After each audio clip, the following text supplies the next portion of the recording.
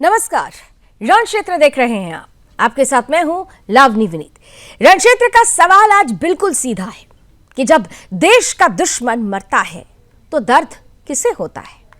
जब हिड़मा जैसा खूंखार खूनी नक्सली ढेर होता है तो बेचैनी किसकी बढ़ जाती है? जब जवानों की जीत होती है तो चेहरे किसके उतर जाते हैं? और जवाब जब हम इन सवालों का ढूंढने निकलते हैं तो एक नाम, एक चेहरा सामने आता है, वो ये है दिग्विजय सिंह। कांग्रेस के वेटरन लीडर हैं, मध्य प्रदेश के पूर्व मुख्यमंत्री भी रहे हैं, राहुल गांधी के बेहद खास कहे जाते रहे हैं। लेकिन दिग्विजय सिंह जब कभी भी नक्सली या आतंकियों की बारी आती है तो कुछ ऐसा बोल जाते हैं जो देश को, हमारी सेना को, हमारी सुरक्षा बलों को अपमानित कर देता है।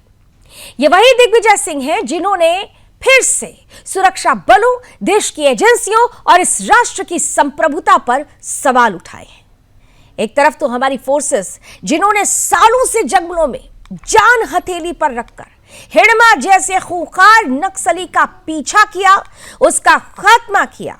वो हिड़मा जिसने 76 जवानों की एक ही दिन में जान ली थी, जिसने न जाने कितने मासूम परिवारों को मौत के घाट उतार दिया था, जो आदिवासियों की, उनकी जो हक है, उनका हक है, अधिकार है, उन पर लगातार प्रहार करता रहा।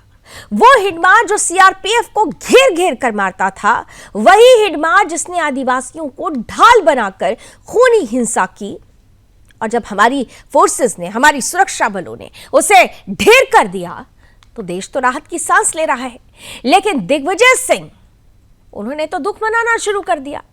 यह प्रचार शुरू कर दिया कि हिड़मा को पकड़कर बाद में मारा गया, यह एनकाउंटर फर्जी हो सकता है। यह कहा गया कि समझौते के साथ सरेंडर कराया जा सकता था। सवाल बड़े हैं। क्या कांग्रेस को नक्सली हिड़मा पर भरोसा है और भारत की फोर्सेस ने जो किया उस पर शक है? क्या कांग्रेस को आतंकियों और नक्सलियों की चिंता है और जवानों के बलिदान की कोई कीमत नहीं है? वैसे तो यह इतिहास कांग्रेस का रहा है, पहली बार नहीं है। देखिए, हम आपके सामने वो ग्राफिक्स भी चला रहे हैं।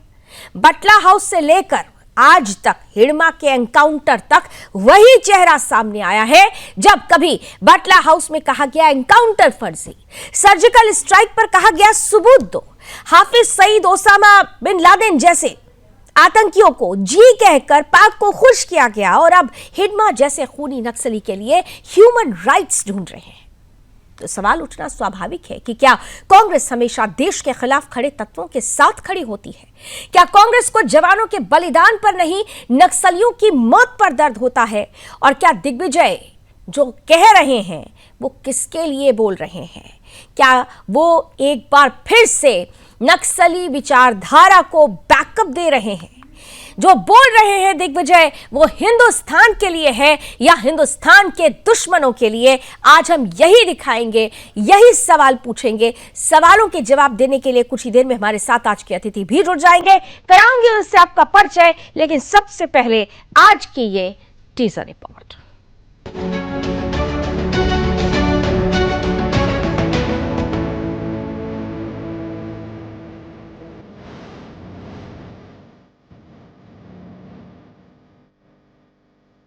आज हिंदुस्तान नक्सलवाद से लड़ रहा है। सुरक्षा बल अपनी जान दांव पर लगाकर ऑपरेशन चला रहे हैं। एक ओर जहां सरकार देश में नक्सलवाद की बीमारी को खत्म करने में लगी है, वहीं दूसरी ओर कांग्रेस को इससे भी परेशानी हो रही है। सरकार विरोध में देश विरोध पर उतरी कांग्रेस पार्टी अब आतंकवादियों के साथ साथ नक्सलियों की भी हितैषी बन बैठी है। जी हां, बिन लादेन जैसे खूंखार आतंकी को ओसामा जी बोलने वाले कांग्रेस के राज्यसभा सांसद दिग्विजय सिंह ने अब नक्सली हिड़मा के एनकाउंटर पर उंगली उठाई है, जिन्होंने एक ऐसे वीडियो को शेयर किया जिसमें हिड़मा के एनकाउंटर को हत्या बताया गया था। यानी दिग्विजय सिंह भी इसे हत्या मानते हैं। यही नहीं, उन्होंने अपने एक्स हैंडल पर एनकाउंटर का विरोध करते हुए नक्सलियों से समझौते की बात कही। नक्सल कमांडर मालवी हिड़मा, वो खूनी नक्सली जिसने सीआरपीएफ के जवानों को घात लगाकर मारा, जिसने सुरक्षा बलों पर बार बार हमले करवाए, जिसकी खोज में कई राज्यों की पुलिस सालों से लगी थी, जब आखिरकार सुरक्षा बलों ने उसे मार गिराया तो देश ने राहत की सांस ली, गरीब आदिवासियों ने सुकून की सांस ली।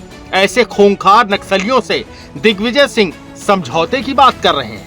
कांग्रेस के किसी भी नेता द्वारा सुरक्षा बलों की बहादुरी पर सवाल उठाना और आतंकवादियों और नक्सलियों से हमदर्दी दिखाना कांग्रेस की पुरानी परंपरा रही है। 26/11 की साजिश पर सेना की जगह भगवा आतंकवाद ढूंढने वाले यही लोग थे।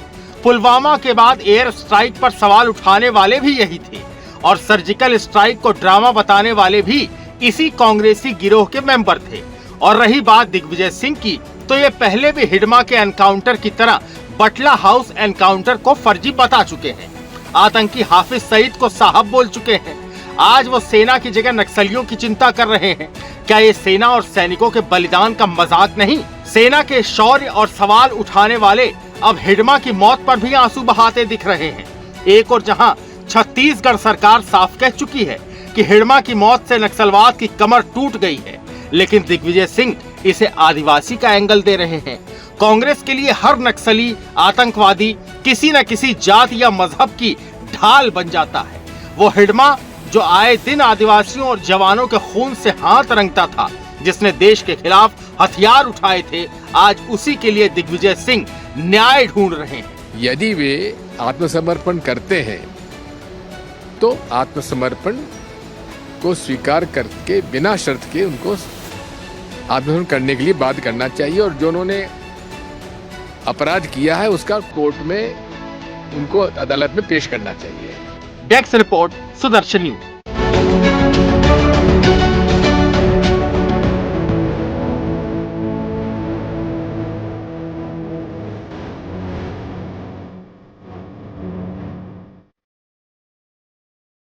मैं ऐसे सारे ही लोगों से पूछना चाहता हूं कि ताड़मेटला के 76 जवानों के संदर्भ में आप क्या कहना चाहेंगे? क्या आप उनके परिवार वालों से कहना चाहेंगे कि तुम्हारा बच्चा नहीं रहा तो कोई बात नहीं, लेकिन फिर भी ऐसा होना चाहिए था, ऐसा नहीं होना चाहिए था? क्या आप एर्राबोर के जले हुए 8 महीने के बच्चे के बारे में सोचेंगे एक आध बार? क्या हुआ था उस बच्चे के साथ? क्यों जलाया गया था पूरा बस्ती? क्या आप मणिकोंटा के बारे में सोचेंगे कि कैसे बम ब्लास्ट से उड़ा दिया गया? चिंगावरम के बारे में सोचेंगे? क्या हाथी घोड़ा गांव के बारे में सोचेंगे कि वहां क्या हुआ था? झीरम में पूरे छत्तीसगढ़ का नेतृत्व समाप्त कर दिया गया था। इन सारी ही घटनाओं में जो लोग सम्मिलित हों, जिसके लिए बार बार सरकार ने कोशिश की कि पुनर्वास हो ही जाए, न हो उसके बाद भी क्या किया जाए भाई? और उसके बाद जो ऐसा कह रहे हैं उनको धिक्कार है, उनको शर्म आनी चाहिए। उनको इन सारे ही शहीद परिवार, सारे ही नक्सल पीड़ित परिवारों से हाथ जोड़कर माफी मांगना चाहिए। दिग्विजय सिंह जी को चाहिए था कि वो हमारे नरसिंहपुर के सपूत आशीष शर्मा की शहादत पर उनके परिवार वालों के लिए 2 शब्द संवेदना के बोलते। उनकी बहादुरी से की गई मुठभेड़ के आधार पर उनने प्राण की बाजी लगा दी। उनको राष्ट्रपति द्वारा पुरस्कृत करने की बात करते। राज्य सरकार ने उनके लिए जितना जो बन सके हमने सबने माननीय गृह मंत्री जी के और माननीय प्रधानमंत्री की भावना के अनुसार उनके अपने परिवार के लिए छोटे भाई को आउट ऑफ टर्म हमने उनको सब इंस्पेक्टर बनाने की बात कही है। उनको सब प्रकार से उनके इस अप्रतिम योगदान के आधार पर उस गांव के अंदर आशीष शर्मा जी के नाम पर पार्क बनाने की घोषणा की गई, स्टेडियम बनाने की घोषणा की गई। लेकिन कांग्रेस के पूर्व मुख्यमंत्री 2 शब्द संवेदना के भी नहीं बोलते हैं। इससे ज़्यादा दुर्भाग्य की क्या बात होगी? किसी परिवार के बच्चे की देश और प्रदेश की सेवा करते हुए अपनी प्राण की बाजी लगा करके नक्सलवादी के खिलाफ अपना इतना बड़ा योगदान देना और कांग्रेस के लोग खास करके दिग्विजय सिंह जी जैसे लोग उसके संबंध में 2 शब्द संवेदना के नहीं बोलते हैं, ये बहुत दुर्भाग्य की बात है। इसी तरह की व्यवस्थाओं से कांग्रेस का मन टूटता है, कांग्रेस से जनता का मन टूटता है। कांग्रेस के लोगों को अपने अतीत के इन सारे कर्मों की कीमत जनता के साथ जाने के बाद चुकाना पड़ेगी। तो सवाल यही है कि ऐसे जो बयान दिए जाते हैं, क्या नक्सलवाद के विचार को, वैचारिक जो परिस्थितियां हैं उसको बल देने का प्रयास है? और ऐसे अगर प्रयास किए जा रहे हैं तो ये देश के लिए, देश की सुरक्षा के लिए कितने घातक हैं? क्या सिर्फ इसे राजनीतिक स्टंट माना जाए या वाकई इन बयानों को गंभीरता से लेकर बड़े कदम उठाने की जरूरत है? आइए, हमारे साथ आज के अतिथि जुड़ चुके हैं। स्वागत करते हैं हमारे साथ भारतीय जनता पार्टी का पक्ष रखने के लिए दुर्गेश केशवानी जी जुड़ रहे हैं, जो बीजेपी प्रदेश मीडिया प्रभारी भी हैं। साथ ही साथ हमारे साथ कांग्रेस का पक्ष रखेंगे तेजतर्रा प्रवक्ता है पंडित राज शर्मा जी हमारे साथ जुड़ चुके हैं। आप दोनों का बहुत बहुत स्वागत है। और शुरुआत दुर्गेश जी आपसे करने को सोच रही थी, लेकिन राज शर्मा जी से मेरे मन में आया कि पहला प्रश्न लिया जाए, क्योंकि जब हम कभी भी अपने ये बात करते हैं कि आतंकी और नक्सली खत्म होने चाहिए, तो पंडित राज शर्मा जी, आपने हमेशा कहा है कि आतंक और नक्सलियों का समर्थन नहीं करना चाहिए। तो आज दिग्विजय जैसे लोगों के लिए, दिग्विजय सिंह जैसे लोगों के लिए क्या बोलेंगे? वो तो खुलकर समर्थन कर रहे हैं। लावनी जी, में सबसे पहले तो मैं अपनी पार्टी का पक्ष और एक अपना व्यक्तिगत पक्ष रखना चाहूंगा। मैं सबसे पहले एक बात कहना चाहता हूं, मेरी पार्टी और स्वयं में मैं किसी भी उस आदमी का पक्ष नहीं करता जो मेरे देश के जानवर का भी दुश्मन हो। इंसान तो बहुत छोटी बात है, जिसने जवानों को मारा हो मैं उसको देखना भी पसंद नहीं करता, और मैं जो मारा गया उसका नाम भी नहीं लूंगा। गलती से शायद नाम निकल जाए तो बात। अब रही बात दिग्विजय साहब, देखिए वो बड़े नेता हैं, उन्होंने क्यों कहा, मैं इससे पहले कहूं उन्हें ऐसा नहीं कहना चाहिए, क्योंकि मुझे लगता है कि इसके ऊपर बयान देने की कोई जरूरत तो नहीं थी। वैसे कोई जरूरत नहीं थी। हमें ऐसे बयानों से बचना चाहिए जिसके अर्थ कई निकाले जा सकते, क्योंकि ये माहौल भी ऐसा चल रहा है, जरा सा आप बोल दोगे बीजेपी टूट जाएगी, मीडिया टूट जाएगी, उस पर संभल के चलो। क्या कहना जरूरी था? और क्यों करेंगे हम किसी का सपोर्ट? हत्या हुई, मर्डर हुआ, एनकाउंटर हुआ, हमारे भी 100 से, ये तो 65-70 छोड़िए, पता नहीं कितने मार दिए होंगे उसने जवानों को।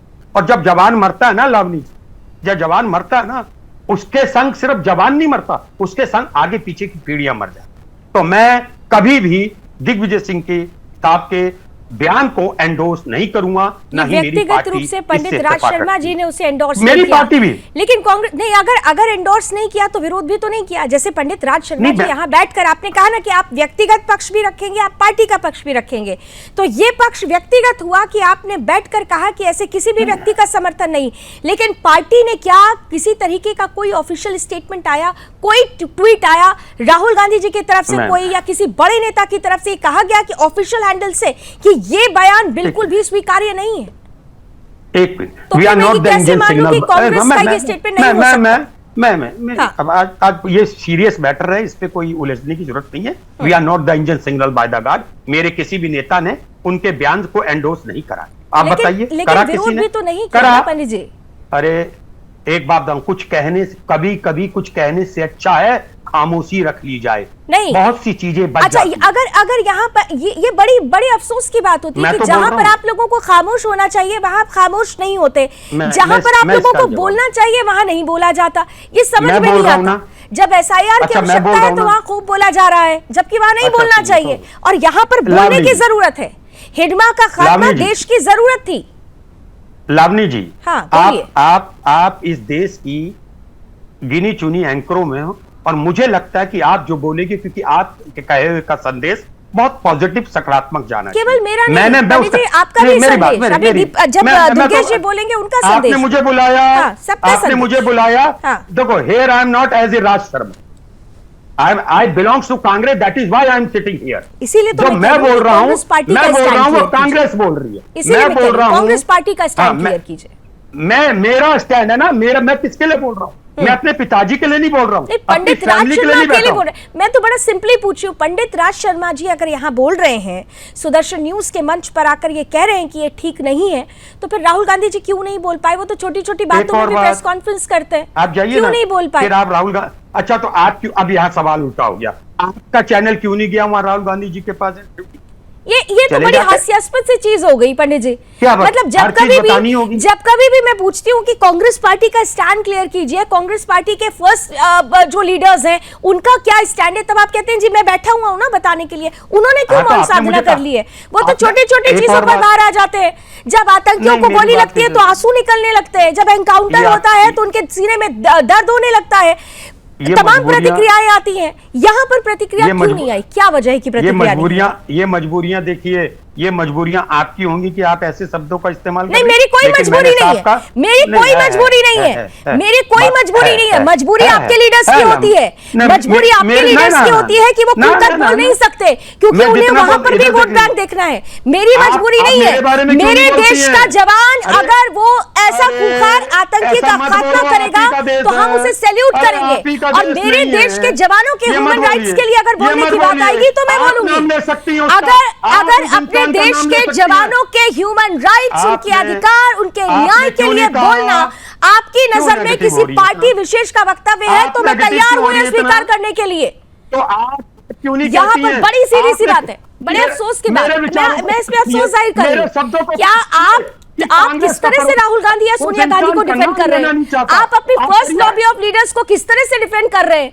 यहाँ पर बैठकर आपने व्यक्तिगत जब इस बात, और आपने खुद ही कहा कि मैं दो बातें करूंगा, एक व्यक्तिगत होगी और एक पार्टी की होगी। मुझे लगता है कि पहली पंक्ति व्यक्तिगत थी क्योंकि आपका खुद का बैकग्राउंड सेना का है। मैं बता देती हूँ अपने दर्शकों को कि पंडित राज शर्मा जी का बैकग्राउंड सेना से जुड़ा हुआ है, इसलिए उनकी पहली पंक्ति उनकी व्यक्तिगत राय थी। लेकिन दुर्गेश जी देखिए, व्यक्तिगत राय बहुत क्लियर हो गई, लेकिन जब कांग्रेस की बात आई तो देखिए किस तरीके से गोल गोल जलेबी बनने लगी। यही अफसोस होता है। पंडित राज शर्मा जी व्यक्तिगत रूप से ये जानते और समझते हैं कि किसी भी जवान के, कोई भी जवान, एक जवान भी अगर बलिदान होता है तो उसका पूरा परिवार इसके लिए ताउम्र झेलता है। तो उन्होंने पहली बारी में तो बोल दिया कि ये वक्तव्य गलत है, सोच समझ के देना चाहिए। लेकिन कांग्रेस की पूरी ब्रिगेड कहाँ है? मेरी पार्टी। देखिए लवनी जी, सबसे पहले तो उनको आपसे बहस नहीं करनी चाहिए।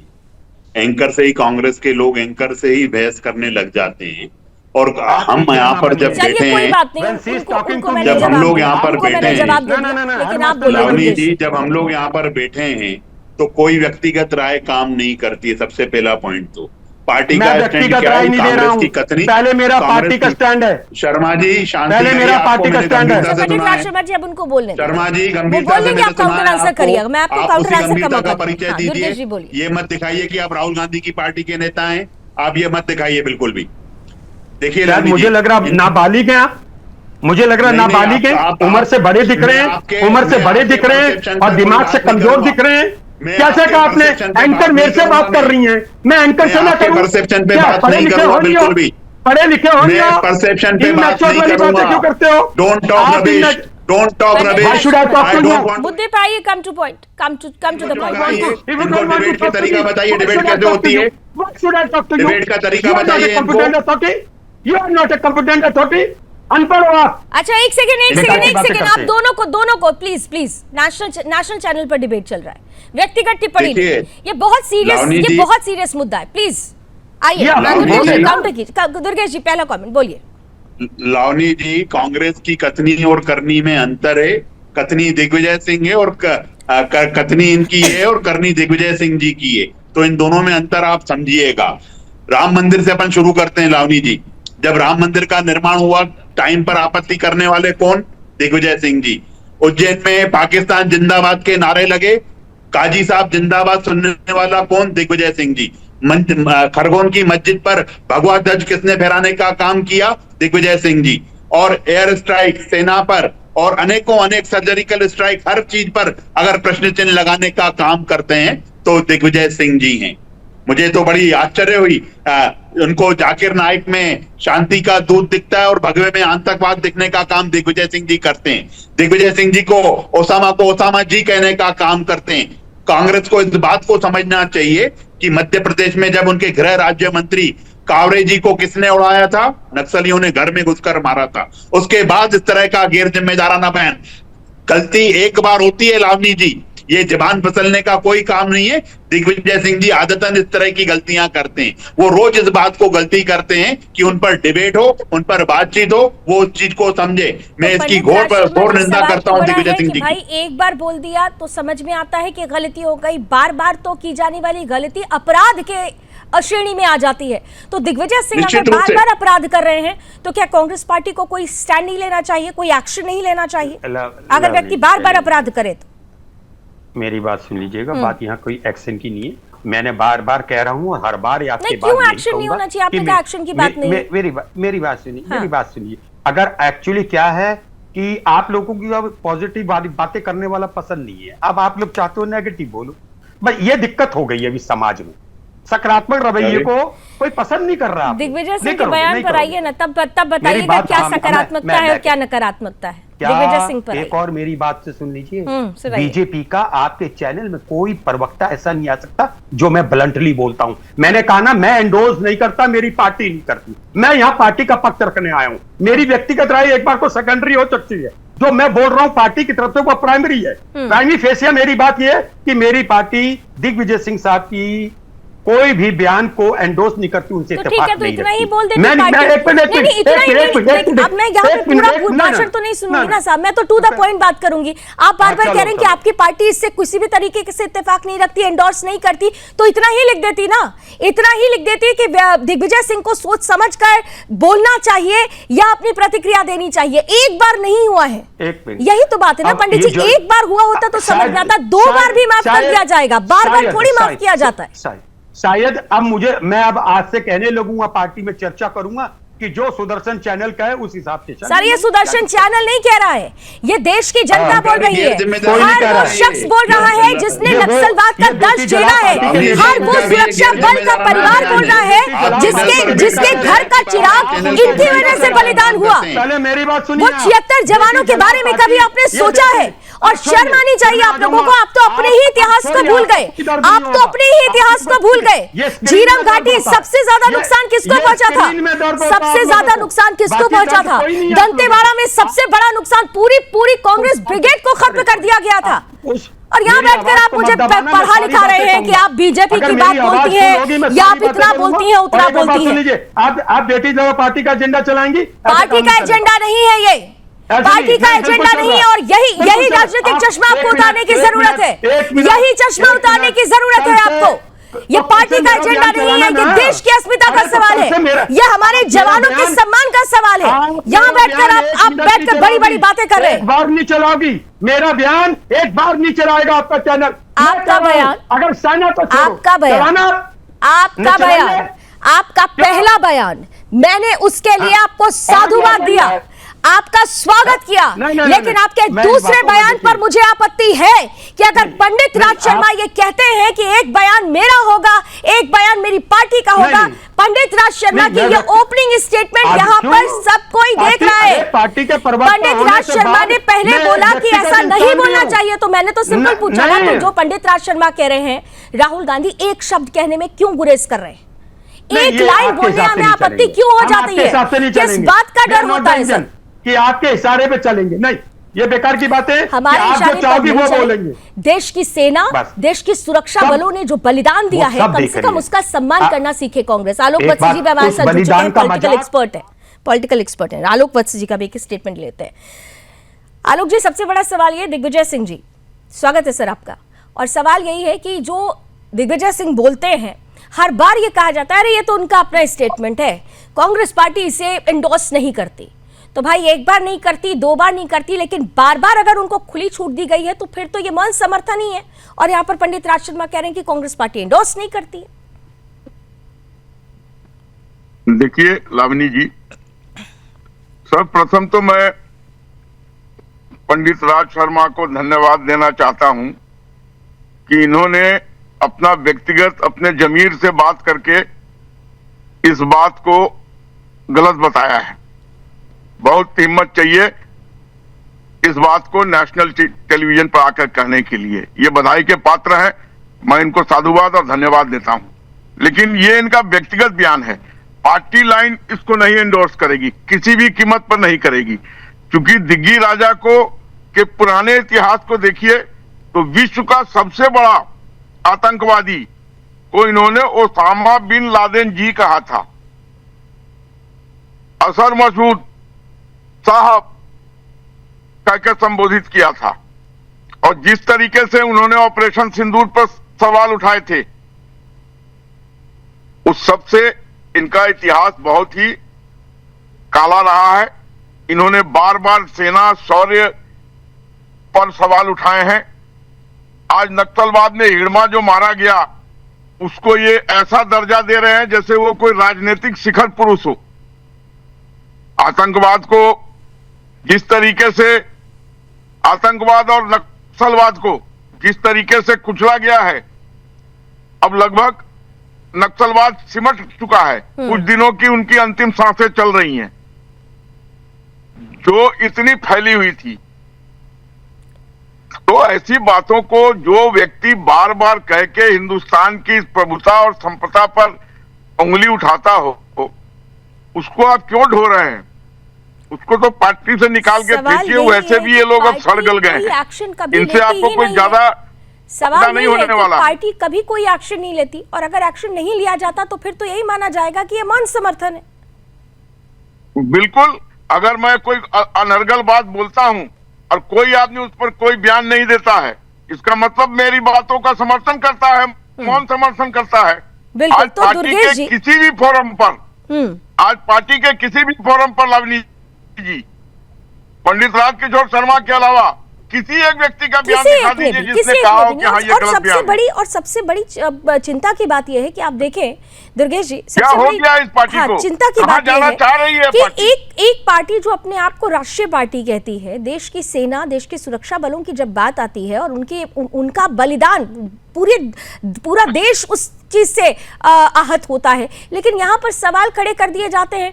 नक्सलियों के लिए कहा जाता है भाई समझौता करवा लेना चाहिए था। ऐसे जो बयान है, क्या आपको लगता है कि दिग्विजय सिंह वो कहीं ना कहीं से वो जो अर्बन नक्सल वाली बात थी जिसे खत्म करना जरूरी है, हम नक्सल को तो, नक्सलवाद के लिए डेडलाइन हमने खत्म कर दी है, लेकिन आपके लिए, हमारे लिए सबसे बड़ी चुनौती ये है, देश के लिए सबसे बड़ी चुनौती है कि इस अर्बन नक्सलवाद से हम कैसे लड़ेंगे। ये तो वैचारिक नक्सलवाद का नया चेहरा एक बार फिर से सामने आ गया है।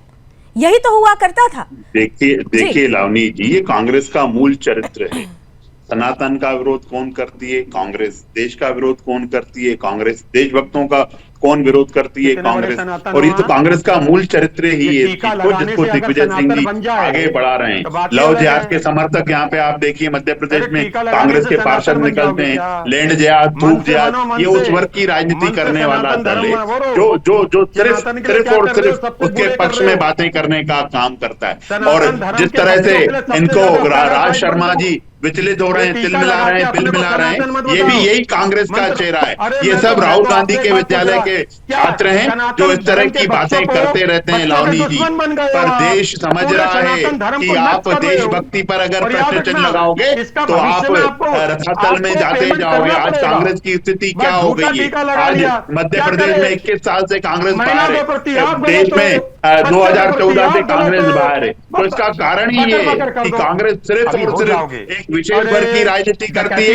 आज अरे ये विचलित होना क्यों कर रही है? क्यों विचलित हो रही है? क्यों तिल मिला रहे हैं? सबसे बड़ा सवाल ये है कि कांग्रेस को विश्लेषण कर लेना चाहिए। और पंडित जी आप कह रहे थे ना, तिलक लगाने से कोई सनातनी नहीं होता, लेकिन अगर टोपी लगाने से गुरेज नहीं है तो फिर तिलक लगाने से भी गुरेज नहीं होना चाहिए। सवाल बड़ा है पंडित जी। सिर्फ एक बहुत महत्वपूर्ण सवाल आपसे पूछूंगी, और देखिए क्योंकि समय की सीमाएं होती है इसलिए बहुत छोटा सा आंसर दीजिएगा। नक्सलियों का, जो घोर नक्सली हैं, उनका एनकाउंटर होना चाहिए या नहीं होना चाहिए? जो खुखार नक्सली होना चाहिए, होना चाहिए, बिल्कुल होना चाहिए, बिल्कुल होना चाहिए। तो हिड़मा जैसे नक्सली का जब एनकाउंटर होता है तो ये तो जश्न की बात होती है। इसमें क्यों ऐसा कहा जाता है कि समझौता करा के उनको सरेंडर कराया जा सकता था? सरेंडर तो जिनको सरेंडर करना था उन्होंने सरेंडर किया। बहुत सारे ऐसे नक्सली हैं जो मुख्य धारा में आ चुके हैं, लेकिन हिड़मा से तो हम ये उम्मीद नहीं कर रहे थे और इसीलिए एक बड़ा कदम उठाया गया। और इसके बाद ये कहना कि नक्सलियों का ह्यूमन राइट्स कहाँ है, तो फिर तो जवानों के और सुरक्षा बलों जिनकी जान गई है उनका ह्यूमन राइट्स भी है ना सर। मैंने कहा ना, हाँ। मैंने कहा कि उनको ये बात कहनी नहीं चाहिए थी, क्योंकि इस बात की कहने की कोई जरूरत भी नहीं थी। कहा ना मैंने।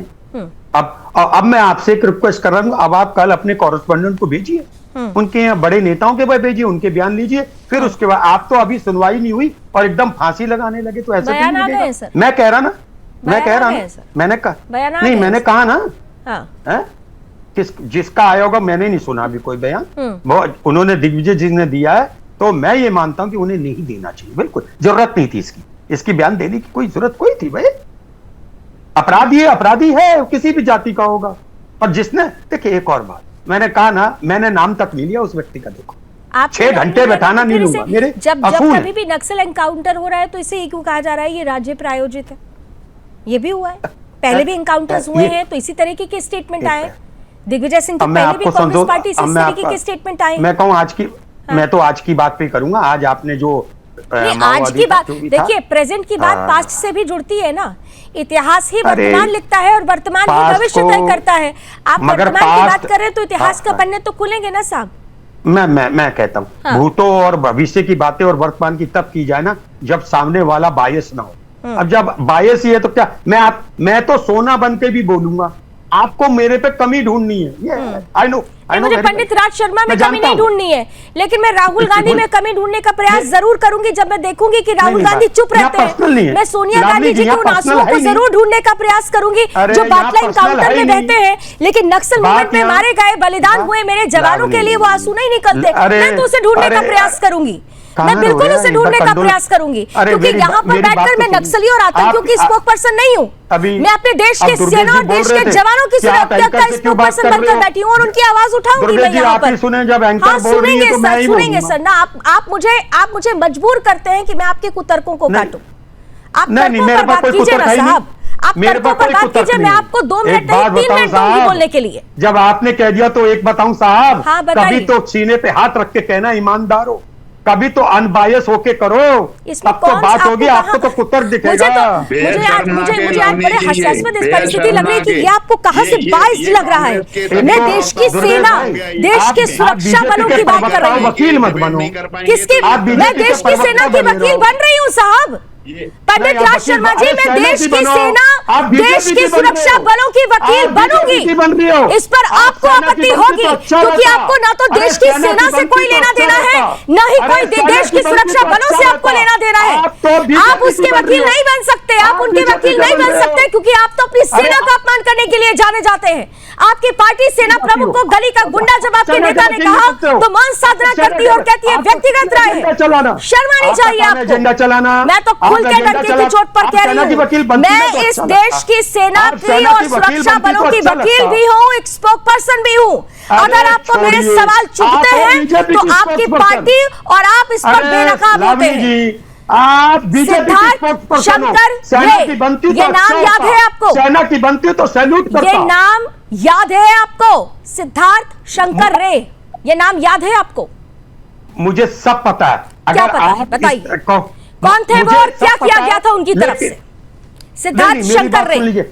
आप आज एक बात जरूर कहूंगा, काश आप सेना की वकील बन जाती तो मैं सैल्यूट कर देता ये, मगर आपको सैल्यूट जिंदगी में नहीं करूंगा। सिद्धार्थ शंकर रे, बेटी आपको जला याद नहीं आ रहा तो मैं बता देती हूँ। आपको याद नहीं आ रहा तो मैं बता देती हूँ। सिद्धार्थ शंकर रे कांग्रेस के ही लीडर थे, बंगाल के पूर्व मुख्यमंत्री थे, और वो इसलिए जाने जाते हैं क्योंकि जब 1970 में नक्सली मूवमेंट सबसे ज्यादा था तो इसी तरह चुन चुन के मरवाया गया था वहां पर। तब फिर उस वक्त इस तरीके की बातें क्यों नहीं हुई? सिद्धार्थ शंकर रे ने जो किया वो राज्य प्रायोजित नहीं था। लेकिन आज की तारीख में दुर्गेश जी, आज की तारीख में नक्सली मूवमेंट को अगर खत्म किया जाता है, अगर बीजेपी सरकार इसको लेकर स्टैंड एक लेती है, तो फिर देखिए वो राज्य और सरकार प्रायोजित हो जाता है और फिर कहेंगे कि मैं बीजेपी की प्रवक्ता हो जाऊंगी। लावनी जी, मैं आपको स्पष्ट रूप से बता दूं कि जब मध्य प्रदेश के मुख्यमंत्री दिग्विजय सिंह जी थे तो नक्सल भी थी, समस्या थी, यहाँ पे दस्यु समस्या थी, सिमी का आतंक था और आए दिन इस तरह के हमले होते थे। हमारी भाजपा सरकार ने नक्सल को समाप्त करने का काम किया, हमने दस्यु समस्या को समाप्त करने का काम किया, हमने सिमी के आतंक को ध्वस्त किया। पर दिग्विजय सिंह जी का जो प्रेम है वो हमेशा जग जाहिर रहा है। वो हमेशा से सेना को अपमानित करते हैं और आतंकवादियों को जी कह के संबोधित करते हैं। वो नक्सलियों को अपने उनकी परोकारी करने का काम करते हैं। और जब नहीं तो दुर्गेश जी, सवाल तो फिर आपसे भी पूछा जाना चाहिए ना। मैंने पहला सवाल इसीलिए किया था कि आप नक्सलवाद को तो खत्म कर रहे हैं, वो प्रतिबद्धता दिख रही है, या अर्बन नक्सलवाद को खत्म करने के लिए कब आप कदम उठाएंगे? आपकी सरकार कब इस पर भी कड़ी प्रतिक्रिया दिखाएगी? क्योंकि सबसे बड़ा खतरा तो यही वैचारिक नक्सलवाद है। जी, अर्बन नक्सलवाद निश्चित रूप से एक खतरा है और उसको भी देखिए हम हर जो भी इस तरह के जो देश को तोड़ने वाले फैसले हैं, जो देश को तोड़ने वाली बातें हैं, हम निश्चित रूप से उनसे आगे निकलने का काम कर रहे हैं। ये कांग्रेस के लोग यहाँ और भी जो विरोधी हैं वो अगर ये सब चीजें करते रहे, उनको करने दीजिए, पर हम अपनी जो देशभक्ति की अलग है, जो देशभक्ति का जज्बा है हम उसको कायम करेंगे। हम ऐसे नक्सलियों को ढेर करेंगे, ऐसे आतंकवादियों को ढेर करेंगे। किसी का भी फन अगर हम पनपने नहीं देंगे, और जो फन मध्य प्रदेश में देश में पनपेगा उसको कुचला जाएगा। मैं बड़ी गंभीरता से इस बात को लवनी जी कह रहा हूँ। सरकार अपनी प्रतिबद्धता दिखा देती है, लेकिन ये पूरा का पूरा जो सम्मान के लायक जो पद होता है, वो सम्मान और जो श्रेय जाना चाहिए वो देश की सेना और सुरक्षा बलों को जाना चाहिए, और वो जाता भी है। लेकिन सबसे बड़ा सवाल ये है कि जैसा मैं बार बार पूछ रही हूँ कि नक्सलवाद से तो लड़ लिया जाएगा क्योंकि उसके लिए हमारी सेना और सुरक्षा बल काफ़ी है, ये अर्बन नक्सलियों से कैसे लड़ेंगे? What should be done next? ये सबसे बड़ा सवाल है, क्योंकि अर्बन नक्सलवाद हमारे लिए सबसे बड़ी चुनौती बन चुका है। आलोक वत्स जी,